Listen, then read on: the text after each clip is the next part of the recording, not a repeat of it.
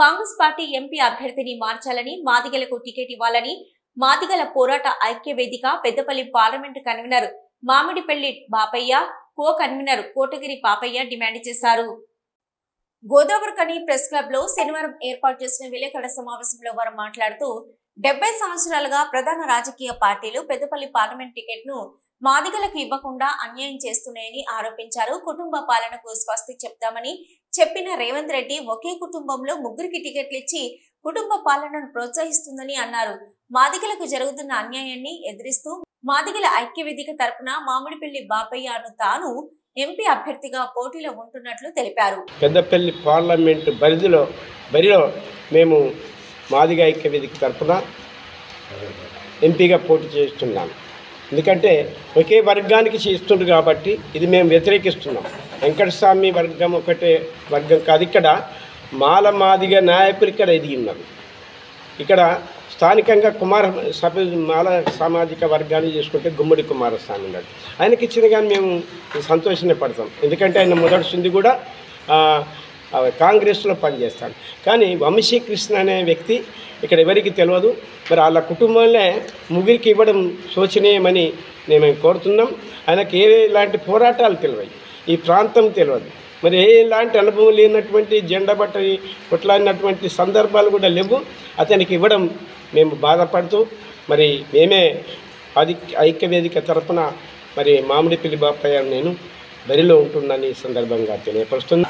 ఈ పెద్దపల్లి పార్లమెంట్లో ఈ యొక్క మాదిగలకు టికెట్ ఇస్తలేరు అని చెప్పనే ఉద్దేశంతో మేము 5 నెలల నుంచి కూడా అన్ని రాజకీయ పార్టీలకు మేము ఒక మెమోరాండం కూడా హైదరాబాద్కు పోయి మెమోరాండం ఇవ్వడం జరిగింది. రేవంత్ రెడ్డి గారు కానీ, కిషన్ రెడ్డి గారు కానీ, తర్వాత అన్ని పార్టీలకు బీజేపీకి, తర్వాత టీఆర్ఎస్లో కూడా కేటీఆర్ కూడా ఇవ్వడం జరిగింది.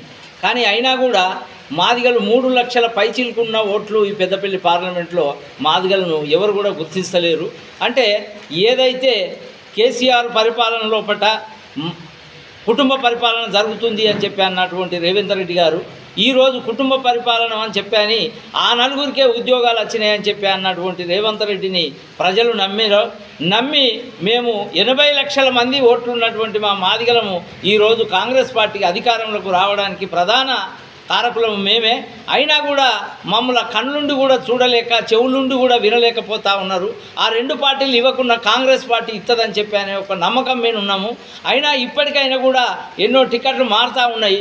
ఇప్పటికి కూడా మాదిగ బిడ్డకు ఎవరికి ఇచ్చినా కూడా మేము గెలిపిస్తామని చెప్పి అని మేము రేవంత్ రెడ్డి గారిని వేడుకుంటున్నాము.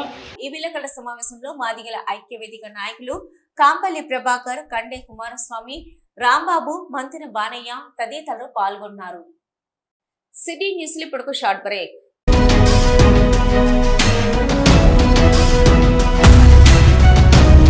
మొట్టమొదటిసారిగా గోదావరికని పట్టణంలో శ్రీ రుద్ర సత్యంబాబు పిల్లల హాస్పిటల్లో అడ్మిట్ అయి హెల్త్ కార్డు కలిగిన చిన్నారులకు క్యాష్లెస్ ట్రీట్మెంట్ చేయబడును. మా వద్ద star, Ericson, FHPL, MD India, SBI, general health card, universal Sompo, Niva, Mediassist, Chola MS, heritage, good health తదితర హెల్త్ కార్డ్స్ పై క్యాష్లెస్ వైద్యం అందించబడును.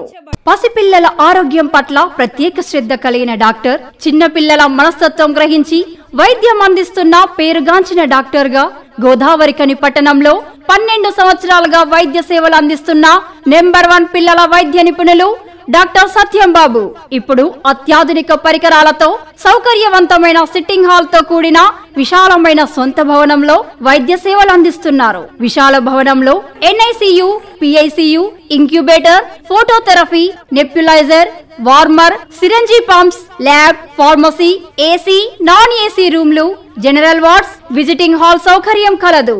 డాక్టర్ సత్యంబాబు MBBS, DCH పాల్స్, పిల్లల మరియు నవజాత శిశువు వైద్య నిపుణులు.